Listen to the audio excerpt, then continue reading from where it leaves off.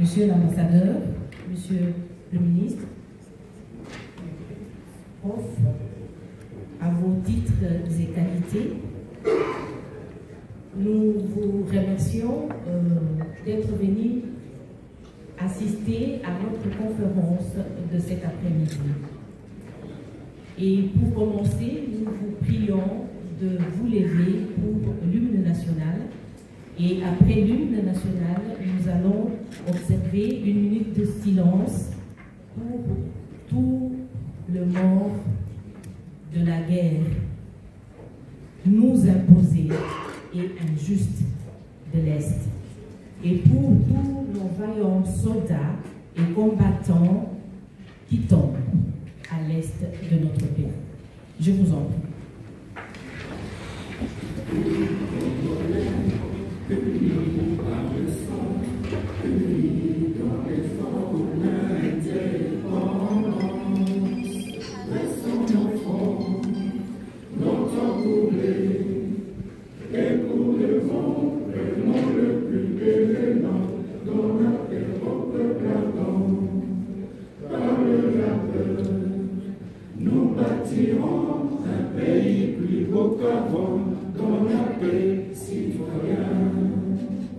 Entonnez l'hymne sacré de votre solidarité, fièrement saluez en me de votre souveraineté. fierté, Congo, ton ennemi, Congo, des aïeux, Congo, au pays, Congo, bien-aimé, Congo, peuple en ton soleil, nous assurerons ta grandeur.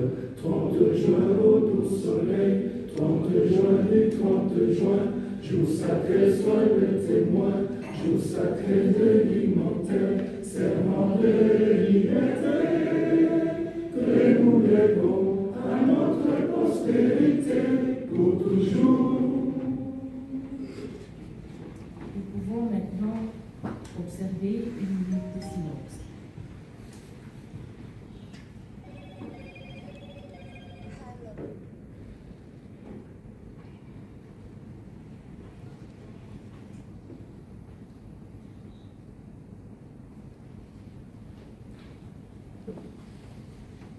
Merci beaucoup.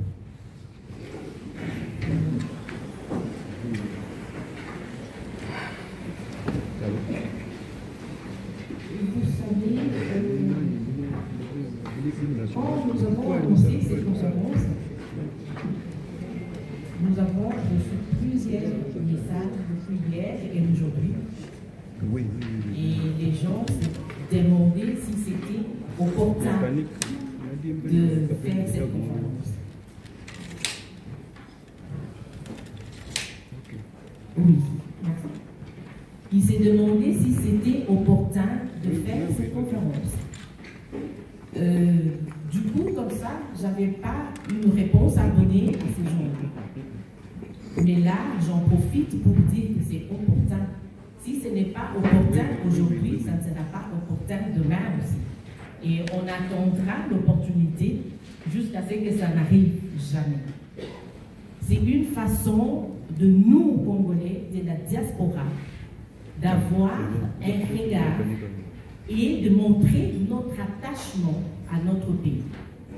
Et merci à vous toutes et à tous d'être venus pour montrer vraiment que nous sommes attachés à notre pays. Et ce qui se passe chez nous nous concerne. Parce que c'est notre maison en fait. C'est tout ce que nous avons comme maison. C'est notre chez nous. Et tout ce qui se passe là-bas nous concerne. Je me présente, je suis Marie Curie, je suis journaliste et présidente de Yara Adjossi. Je vais faire la modération pour la conférence aujourd'hui. Et je ne suis pas seule, je suis avec maître Sonny Kabeya qui va faire la modération avec moi. Et sans plus tarder, j'invite M. Poutou David pour faire le mot de bienvenue. Je vous en prie.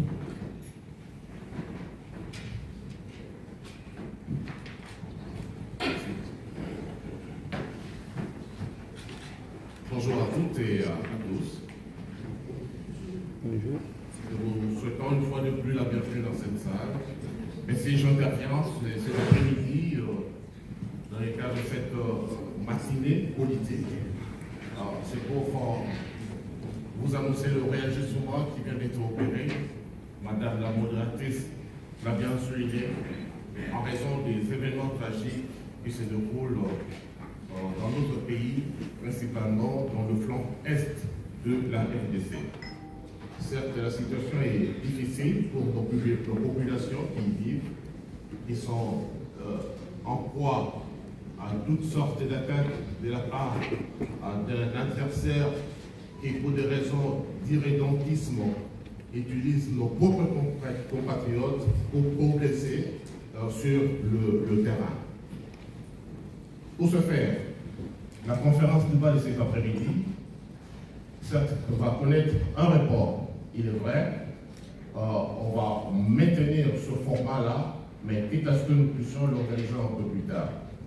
Tandis que la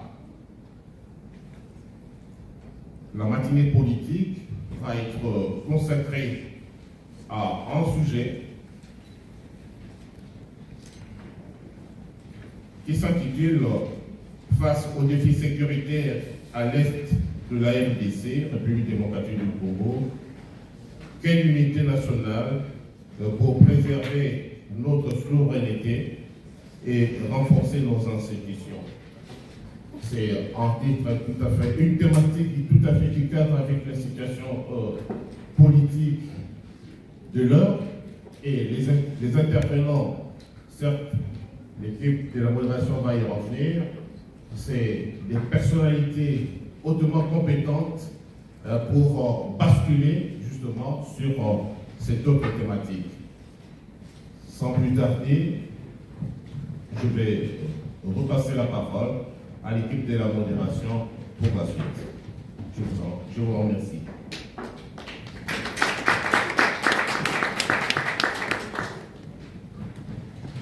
Oui, comme je vous l'ai dit tout à l'heure, je ne suis pas seule. Je suis avec Maître Sony Kabeya qui va prendre la parole pour la suite de notre programme.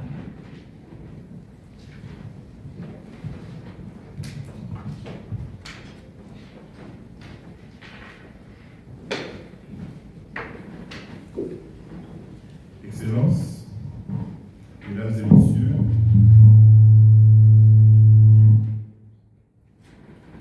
je disais Excellences, Mesdames et Messieurs, en vos titres et qualités respectifs, je vais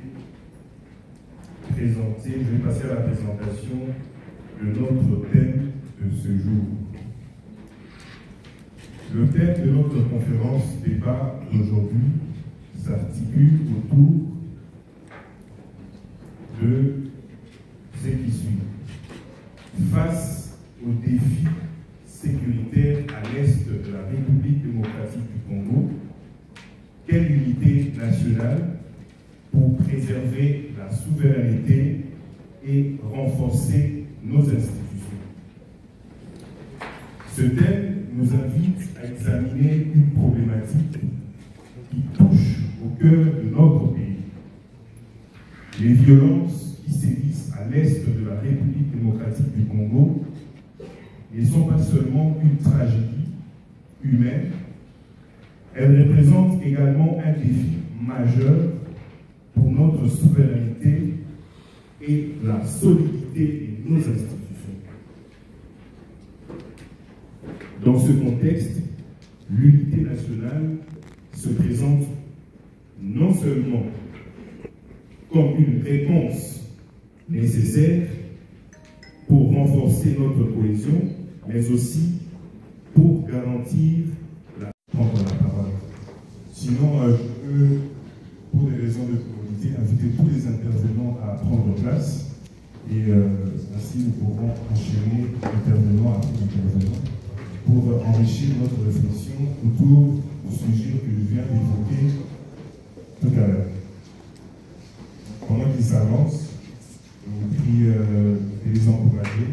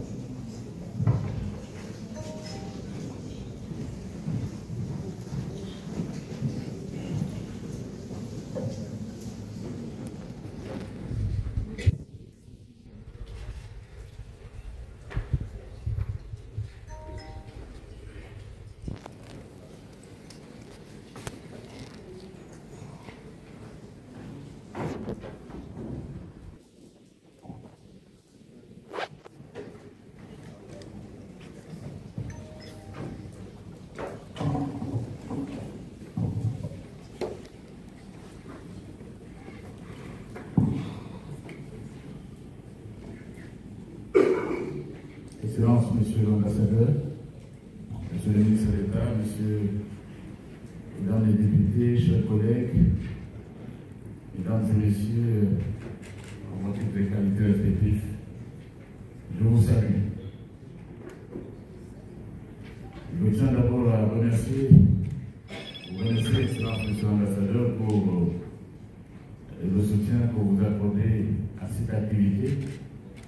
En fait, ici, vous êtes le représentant du chef de l'État.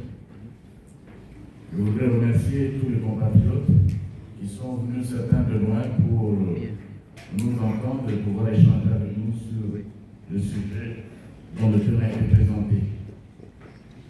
Ce qui nous réunit aujourd'hui, c'est le Congo. Le Congo qui est notre pays. Je remercie également les amis belges qui sont venus. Ce sont les amis du Congo. Le Congo les intéresse également. Je voudrais donc vous dire merci d'être parmi nous. L'hymne national a été chanté. Je crois qu'en ces jours, il devrait retentir avec un accent particulier debout congolais. Debout congolais, je crois, comme je le disais, devait retentir un accent particulier parce que nous sommes là appelés à nous mettre debout. Nous autres Congolais et tous les Congolais, qu'ils soient au pays, à Kinshasa, dans nos 25 provinces ou dans la diaspora, il s'agit donc là d'un impératif, et comme dirait le philosophe, il s'agit d'un impératif catégorique. Debout Congolais, où que vous soyez, nous sommes appelés à nous mettre debout. Et dans l'hymne national, nous avons également chanté au sujet de ce serment de liberté que nous devons léguer à la postérité. Nous n'avons pas un serment d'esclavage ou de servitude. Nous avons ce serment-là de liberté à léguer à notre postérité. La conférence, je crois, le présentateur l'a dit, elle se tient à un moment particulier où notre pays est victime de l'agression barbare de la part du Rwanda, qui est, à mon sens, et même au sens même du droit international, un État voyou. Un État voyou, c'est un État qui ne respecte aucune norme, aucun principe de droit international. Rien de tout, ni la Charte des Nations Unies, ni l'acte constitutif de l'Union africaine, aucun de ces actes n'est respecté actuellement par cet État voyou du Rwanda et qui nous adresse à l'est du pays. Excellences, mesdames et messieurs, nous vous arrivons à Bruxelles en fin de ce mois de janvier où nous avons quand même organisé plusieurs manifestations. Le 16 janvier, nous commémorions, le 16 et le 17, nous commémorions nos héros nationaux. Laurent Désiré Kabila, c'était le 16 janvier, nous l'avons célébré au pays, sans doute aussi dans la diaspora. On retiendra de notre héros national, Laurent Désiré Kabila, ce serment qui est devenu celui de nos forces armées, ne jamais trahir le Congo. C'est le serment qui nous a été légué. Ce serment-là de liberté. Ne jamais trahir le Congo. Et après Lumumba, c'était effectivement le Patrice Emery Lumumba qui a donné sa vie pour l'unité, pour l'indépendance et pour la liberté, qui s'est battu pour la liberté, la souveraineté de notre peuple. Lui aussi, nous l'avons célébré le 17 janvier. C'est comme pour dire que ce mois de janvier, c'est un peu le mois des héros. Ce mois de janvier, à travers ces célébrations, nous invite toutes et tous, Congolaises et Congolais, à l'amour de la patrie, à devenir des héros dans la ligne tracée par Laurent Désiré Kabila et avant lui par Patrice Emery Lumumba. Ce mois de janvier, nous nous sommes également souvenus, le 20 janvier, de l'entrée en fonction de son Excellence Félix Antoine Tshisekedi Tshilombo, président de la République, chef de l'État. Il était entré en fonction, donc le 20 janvier, c'était la première année, nous commémorons la première année. Parce que les événements se sont tellement passés que plusieurs personnes demandent parfois, mais et quel mandat, quel bilan? Les gens ne se souvenaient pas que nous n'avions pas encore accompli une année. Et nous nous sommes souvenus de l'entrée en fonction de notre président. Et je suis particulièrement heureux de me retrouver devant vous. Parce que j'étais ici à Bruxelles, comme j'étais également en Afrique du Sud, parmi les personnes qui ont eu l'honneur de conduire la campagne du président de la République dans la diaspora. Je me souviens de ce jour-là. Et son excellence était également là. Et cette diaspora a voté à plus de 70% pour le président Félix Antoine Tshisekedi Tshilombo. Il y a en train de faire, mais cette guerre avec Félix Antoine Tshisekedi Tshilombo, président de la République, chef de l'État, autorité politique de l'Union sacrée de la nation, cette guerre, quoi qu'il arrive, quoi qu'il en coûte, nous la gagnons. Et ceux qui nous forcent à négocier avec les rebelles. Mais les États-Unis n'ont pas de négocier avec Ben Laden. Les terroristes, nous on va négocier avec les terroristes. Tout ce qui arrive là à l'Est, c'est un peu pour nous forcer à négocier avec les marionnettes des rebelles.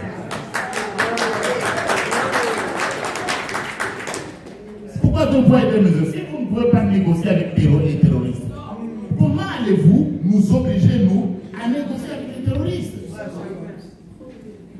Et je me souviens encore lorsque le président de la République recevait l'Union sacrée de la nation à la cité de l'Union africaine, je crois que c'était le 21 décembre, il était clair. Même s'ils étaient à la porte de l'Union africaine, je ne négocierai pas. Et je vois d'ailleurs très mal comment ils arriveraient devant la porte de la cité de l'Union africaine. Et nous ne sommes pas si faibles. C'est pourquoi c'est à ce moment, c'est le moment, à partir de Bruxelles, à partir du siège des institutions européennes, c'est le lieu d'envoyer un message à nos forces armées, aux compatriotes au Ouazalendo, qui se battent. C'est ici le moment de leur envoyer un message qui ne peut pas être mon message à moi, le message de toute la diaspora congolaise à Bruxelles, que nous sommes avec vous. Nous sommes avec vous dans ce combat. Nous sommes avec vous dans la défense de la patrie. Je voudrais que ce message, ils l'entendent. Je vois aussi que c'est votre message. Est-ce que c'est aussi votre message? Oui.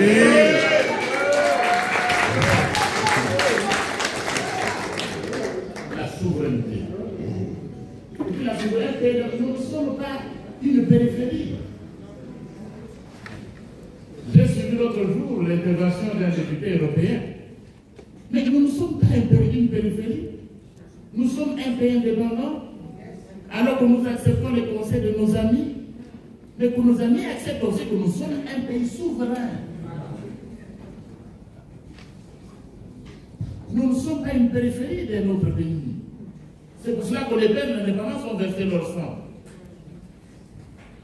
Et renforcer les institutions, le dernier, parce que je dois donner, c'est de la place aux autres. Il nous faut des institutions fortes. Il nous faut des institutions fortes. Et je reviens pour dire que je suis heureux de nous trouver, ce sont les professeurs d'université, c'est la crème de notre crème en Belgique. Comment vous allez renforcer les institutions? C'est là que le président de la République a lancé l'appel à une réflexion nationale. Pourquoi tout ce débat inutile qu'on entend? Il a dit, il ne décrète rien, une réflexion nationale à ceux qui sont au pays et à vous aussi. Menez la même réflexion pour savoir comment nous pouvons renforcer nos institutions. C'est cela qu'il a dit. Y a-t-il un péché à cela? Non. Et y a-t-il un mal? Il ne décide pas de j'appelle mon peuple à une réflexion nationale. C'est vous qui l'appelez à une réflexion. Parce que nous sommes un peuple qui réfléchit. Alors tous ces vagues des gens qui marchent, ils font ceci, mais qu'est-ce qu'il y a? Le chef a dit seulement réflexion nationale. Il mettra en place une commission, ce n'est pas lui. On y reviendra, je crois que vous trouverez ici dans la revue. Mais le peuple a toujours le droit de réfléchir sur son texte. Nous sommes actuellement avec la Belgique est passée de l'État unitaire à l'État fédéral par quel processus? Au moins 5 réformes. 1970, où utilisons le langage de nos amis belges. 1970, une réforme des institutions en Belgique. 1980, une réforme des institutions en Belgique. 1988, 1989, une réforme des institutions en Belgique. 1993, une réforme des institutions, et la Belgique devient ce que nous savons aujourd'hui, un État fédéral avec des communautés, avec des régions. Ils ont su réfléchir sur leurs institutions. Et le chef de l'État, Félix Antoine, a demandé tout cela, que mon peuple réfléchisse. Je vais m'arrêter. C'est d'ailleurs dans ce cas, il y a des gens qui trouvent comme si c'était nouveau. J'ai fait la campagne de chef ici. Je donne seulement un cas. Et je l'ai fait également en Afrique du Sud. Quelle était la question fondamentale? Peut-être demain ou après-demain, je pourrais faire la même chose en France. Nos compatriotes qui sont français, des élus français d'origine congolaise, ils m'appellent prof. Nous, on va entrer dans la réflexion. Nous avons aussi notre réflexion. Tu crois? Nous sommes congolais. Nous sommes des élus français, mais nos enfants vont rester français et étrangers au Congo indéfiniment. Non, il n'y a rien de nouveau. Nos enfants seront étrangers dans leur propre sol, sur leur propre sol. Non. Partout où je suis allé, pour eux, je n'entre pas dans le débat, on y reviendra parce qu'on a des réponses à tout ça. Et ce n'est pas le Congo. Donc, nous avons besoin des institutions fortes. Vous devez réfléchir avec la... Revenons sur les défis sécuritaires. Avec ces infiltrations dans nos armées. Avec ces traîtres. Je vous rappelle que Prof Chilomba est le premier vice-président de l'Assemblée nationale de la République démocratique du Congo, professeur d'université. Professeur, vous avez la parole. Merci beaucoup. C'est un énorme plaisir pour moi d'avoir été associé à cette activité qui concerne notre pays, mon pays, votre pays. Je tiens ainsi à remercier vraiment les organisateurs, sont des jeunes qui ont pensé que ce pays les intéressait encore, bien que vivant ici en Belgique. Je salue tous les participants, monsieur l'ambassadeur, les honorables députés et vous tous nos compatriotes, et plus particulièrement ici le doyen Flao et les autres compatriotes belges, parce qu'il y a seulement quelques décennies, nous avons été un seul peuple. Bien que là, on voit un peu des différences qui naissent. Pour commencer cet exposé, vous avez vu qu'on a changé de conférence, tel que prévu au départ. Je rappelle que nous parlons ici de la question de notre souveraineté. Pas plus qu'il y a des jours, vous avez entendu au Parlement européen les citoyens européens élus par les peuples européens tenir une session sur le Congo, donner des injonctions à la justice congolaise, la justice d'un État souverain, ordonnant de libérer sans délai un individu qui a tenté de renverser les institutions démocratiquement élues au Congo, et ça nous rappelle quand même des histoires.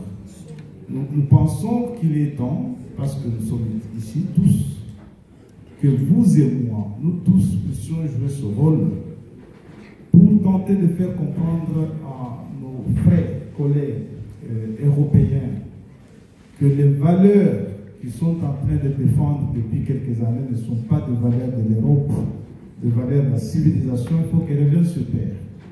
Parce que désormais, interrompre une institution démocratiquement élue, c'est justifié. Aller se pavaner dans un palais présidentiel comme à l'Élysée pour vouloir assassiner un président de la République élu, c'est normal. Et lorsque le juge se prononce, c'est en première instance, et que nous sommes là à entendre des injonctions de cette nature, c'est le monde à l'envers. Pour revenir à la guerre, nous sommes un pays agressif. Et je dis ici que rien ne justifie cette guerre. Et curieusement, depuis quelques années, la communauté internationale accompagne très doucement et courageusement cette guerre.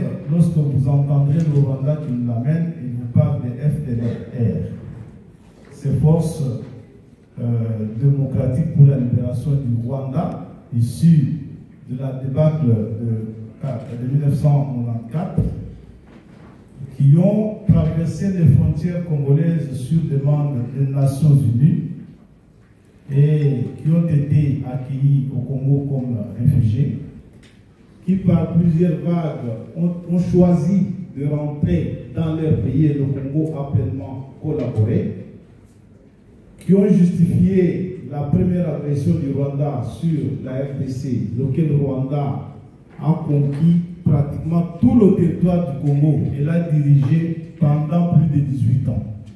Parce que vous savez que nous avons d'abord eu Laurent Désiré Kabila, qui avait pour chef de Kabarebe, pour ministre des Affaires étrangères, de gens placés par le Rwanda, et qu'ils ont dirigé l'intégralité du territoire, avec toutes les possibilités qu'ils tuent comme ils l'ont fait tous les FDLR qui étaient sur le territoire du Congo. Après 3 ans, ils ont tassé Kabila pour le remplacer par un préfet qui est resté au Congo pendant 18 ans. Et c'est le Rwanda qui a continué de diriger le Congo pendant 18 ans. Pendant tout ce temps, le Rwanda n'a pas vu les FDLR. Pendant tout ce temps. Et aujourd'hui, c'est les territoires de l'Est du Congo qui sont pour la 6e fois envahis parce qu'on est à la recherche des FDLR qu'on n'a pas vu lorsqu'on a occupé le pays jusqu'à prendre les institutions nationales du pays. Et nous avons dans la communauté internationale des gens assez courageux pour continuer de rappeler au Congo, oui, vous devez subir la guerre, 10 millions de morts c'est encore peu, écoutez, il y a des FDLR, le Rwanda est sanctuarisé.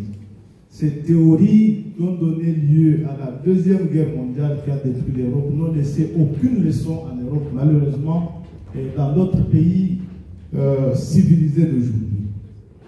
Si vous entendez ceux qui font la guerre avec le Rwanda, ils vont vous dire il y a la corruption. Il y a la corruption dans ce pays que Tshisekedi a trouvé il y a à peine 6 ans, où lui-même a ressuscité toutes les instances de contrôle et de lutte contre la corruption, en commençant par l'IGF, qui était embrigadé et qui est libre désormais de contrôler les actions de tout le monde, y compris à la présidence de la République. Et nous avons permis que l'IGF dénonce, et l'IGF dise là où elle constate la corruption. L'agence a été créée et ce travail s'est fait. Et les preuves sont là, chers compatriotes. En une année seulement d'exercice du pouvoir, Félix Tshisekedi a ramené le budget de l'État congolais de 3 milliards à 4 milliards de dollars, qui était du reste apparent, à aujourd'hui 19 milliards 500. Et vous allez vous souvenir que les 3 milliards sont restés comme ça pendant 18 ans. Ça signifie que l'argent a existé et ça allait dans la corruption. Comme c'était une corruption qui était bien partagée avec certains milieux internationaux, elle était normale. Aujourd'hui, c'est un Congo qui se réveille, c'est un Tshisekedi qui mobilise l'argent et qui le réinvestit dans l'intérêt des populations. Nous allons vous le démontrer ici. On peut prendre les armes pour vous dire nous voulons mettre fin à la corruption. Ils vous disent qu'il y a du tribalisme dans ce pays où nous avons en maintes reprises vécu des gouvernements qui étaient à 70% constitués d'une seule province. Et qu'aujourd'hui, la décentralisation du pouvoir pour la première fois dans ce pays-là est réellement effective. Donc, on vous rappellera par exemple que l'UDPS, qui a la majorité au Parlement, a renoncé au poste de président de l'Assemblée nationale parce qu'il fallait décentraliser le pouvoir et le partager avec toutes les entités du pays. Même chose au Sénat de la République, ça a été fait. Et c'était pour le besoin de l'unité nationale.